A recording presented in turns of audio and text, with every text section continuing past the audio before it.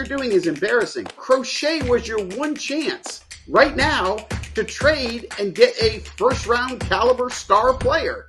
And the agents and Garrett basically took that from you.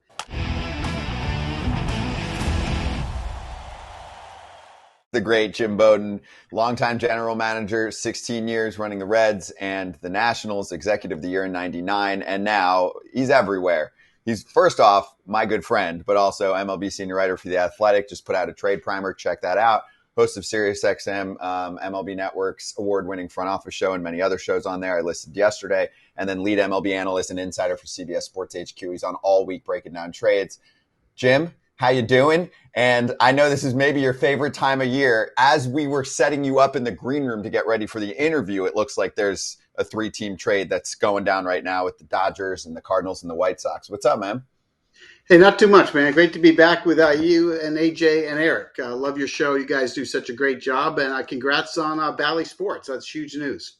Thank you. Appreciate that, Bowden. And I know we got a lot to do, so let's get right to it. We're seeing that the deal is done, right, with the Cardinals and the White Sox and the Dodgers. You're getting the reports. Okay. So your thoughts, I know we don't know the prospect return yet, but your thoughts on the Dodgers trading for a player that hasn't played yet this season. Tommy Pham's gone. He had the wrist surgery in the offseason. Then he had a setback with another issue, which I'll tell you in just a sec. I forgot which part of the body it was, but hasn't played a game yet. Obviously, Erick Fedde was one of the more coveted arms, and he's going to land with the St. Louis Cardinals. But yeah, the ankle injury also for Edman. He's rehabbing right now and looks like he's going to be back soon. But your thoughts on this one, aside from what the prospect stash is going to look like for the White Sox?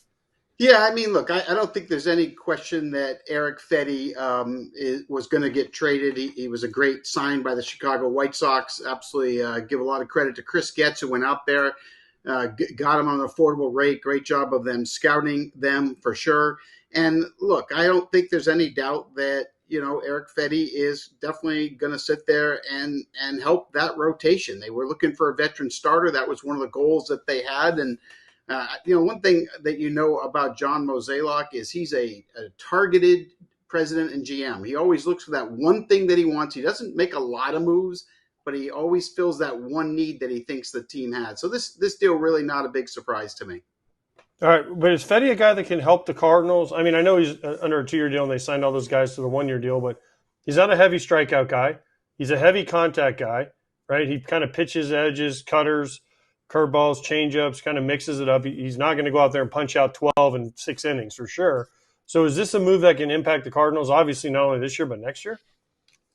I mean, I don't like the word impact, right? But I think anytime you get a guy that can give you solid innings as a third or fourth starter, which is really how I look at it. Maybe Sonny Gray's a 2, but the rest of their rotation are really 3, 4s, and 5s. And this adds to that. I mean, the one thing you get with Fedde is you get a guy that can keep you in games for 5 or 6 innings and then try to outscore them and try to out-bullpen them. Look, this isn't getting Skubal or Crochet or a top-of-the-rotation kind of difference maker. It's not impactful, but, you need guys to give you 5 or 6 innings. You need to be able to keep that bullpen fresh and strong, as you know, AJ. So, yeah, I like the deal. I think this is expected. I think I wrote in May that Fedde was one of the guys that they were going to be targeting. So not a surprise. This is who they landed. And apparently I said Pham at least at one point, so I'll correct myself. It's Tommy Edman, who hasn't played yet this year for St. Louis and now is going to end up with the Dodgers. So your take on this being a good fit for LA? I know they're looking for versatility. This guy's as versatile as anyone in the game right now. But JB, did you do this often when you were GMing? Like a player that you haven't seen one lick this season? Like I know, remember Bader was traded when he was on the IL a couple of years ago, but he had played like 70-something games. I'm just always curious. You never know how a guy's going to look when he hasn't played the entire season. No, there's no doubt about that. And look, the Dodgers would have done their homework on medicals. The Dodgers medical staff is amazing. I think they're as good as there is in the business. So they're following it. And this is a player, for them isn't just for this year, but, they've got a lot of concerns because they're not sure when Max Muncy's going to be back. He's not getting better as quickly as they thought that he would. You've got Betts coming back, but Edman's positional flexibility is something that the Dodgers really like, right? They like guys that can play multi positions, and so Tommy, you can put him at second, you can put him in center, you can put him in left. He's a winning player. He's the kind of guy that Andrew Friedman likes having on the bench. I mean, he's always done a very good job on the bench, getting guys like Kike Hernandez. So I look at Edman as more of a 10th player. For me, not necessarily a regular player, but a guy that can play every day. Chris Taylor looks like he's done for me. And looks like Tommy Edman is kind of a Chris Taylor kind of player, play multiple positions. In terms of how much he'll be able to produce this year down the stretch, I don't think he's a difference maker. All right. I'm sure you heard Crochet's comments I guess it was Friday, about needing an extension. It's not hard for you to put on your GM hat. I'm sure you have them stashed behind you and all your goodies back there. What do you do with that? If you wanted him, are you now out?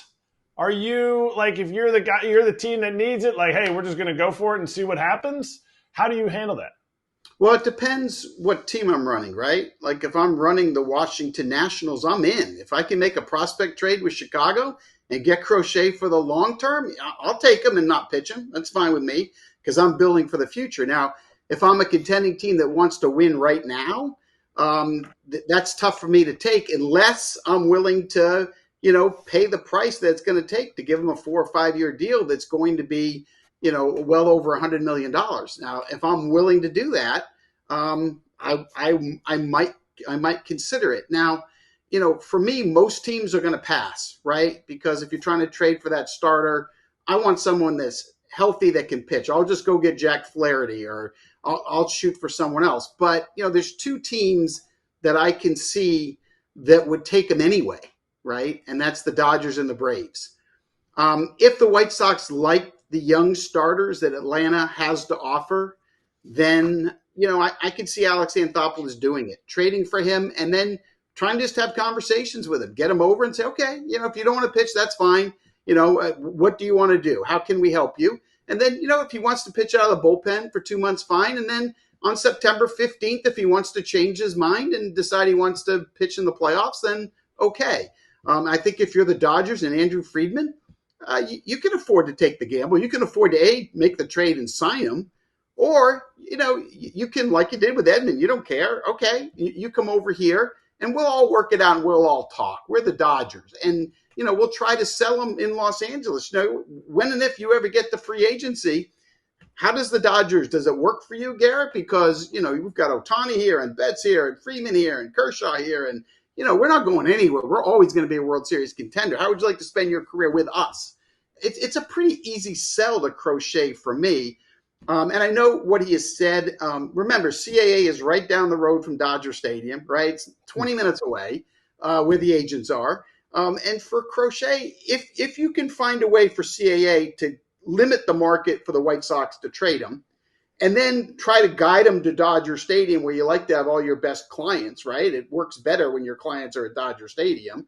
Maybe the agents can find a way to get him to become a Dodger. And then when the Dodgers get him, you say, hey, Garrett, how about this idea? We'll throw you 1 inning at a time every 4 days for August and the first 10 days of September. And then let's try to stretch you out a little bit and pitch you in the playoffs. What do you think about that? And see what Garrett says.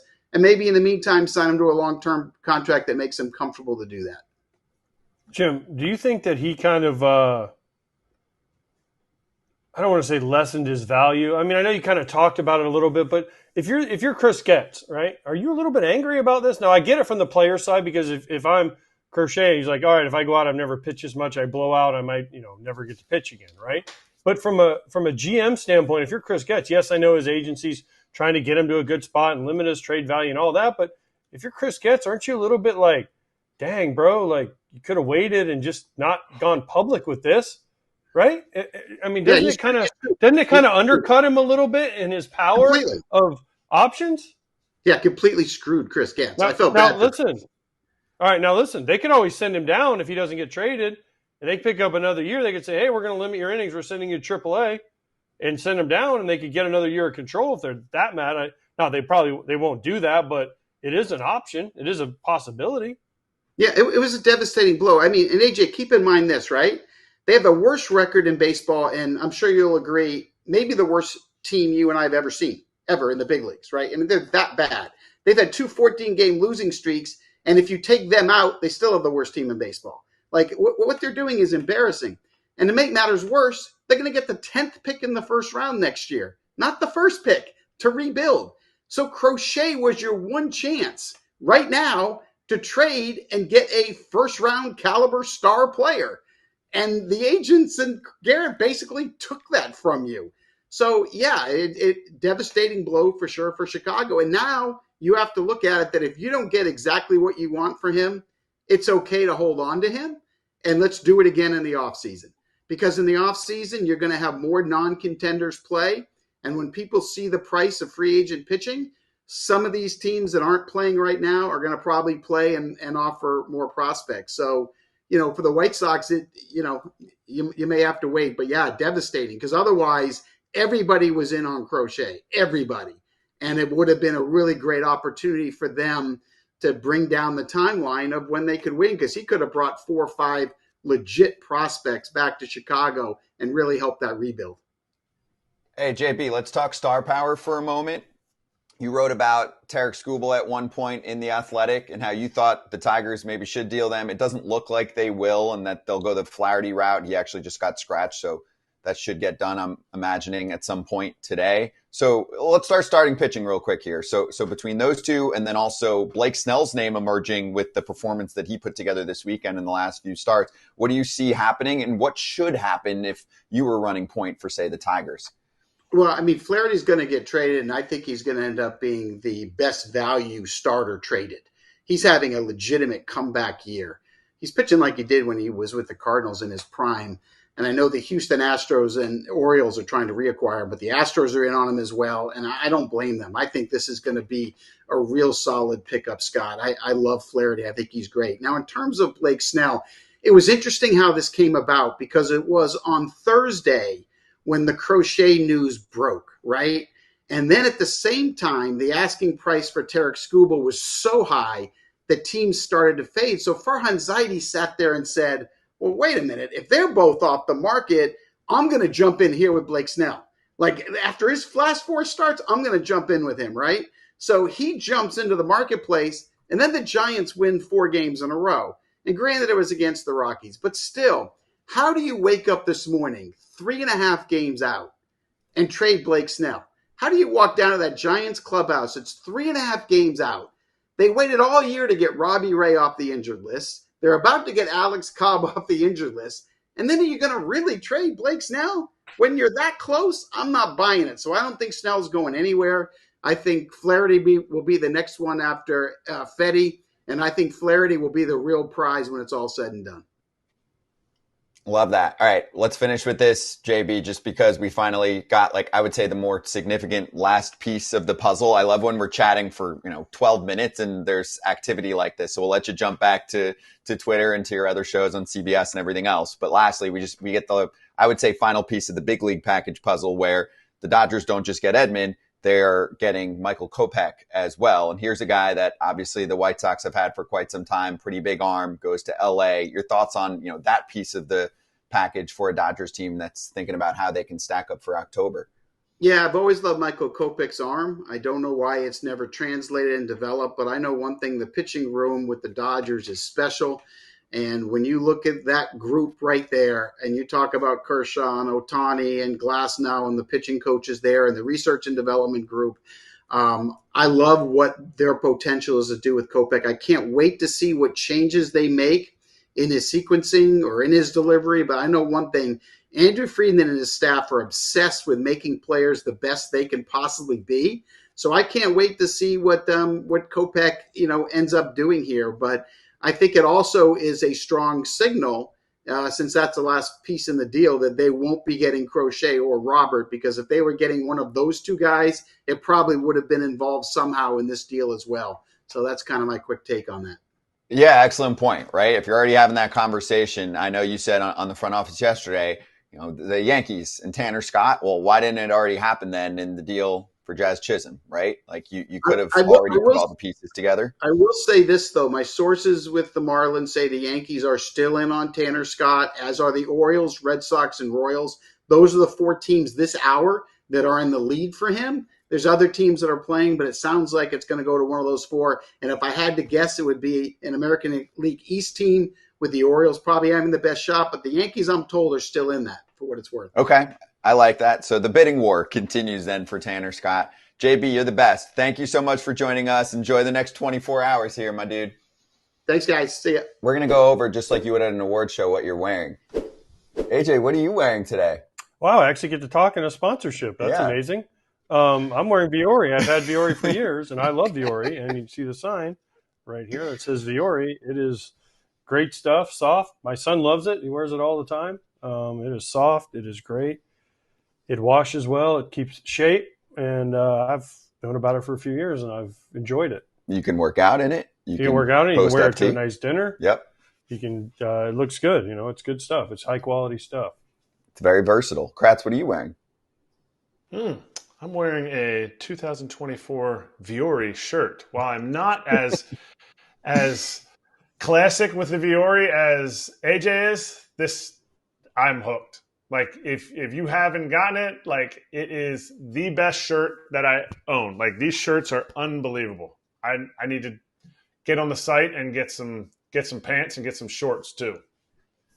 It's versatile, it's comfortable, it's designed to look great in everyday life, at the gym, or when you're hosting FT. It's an investment in your happiness. So for the FT fam, 20% off your first purchase. Get yourself some of the most comfortable and versatile clothing on the planet at vuori.com/foul, Foul. And you also get free shipping on any U.S. orders over $75 plus free returns. But again, 20% off your first purchase. Got to go to this particular website, vuori.com, vuori.com/FOUL. Hey, everybody. Be sure to like and subscribe for more content. We're back here every weekday, all year long, so do not miss an episode. The videos are coming in all day. Here's another video you might enjoy. Baseball the way it should be covered.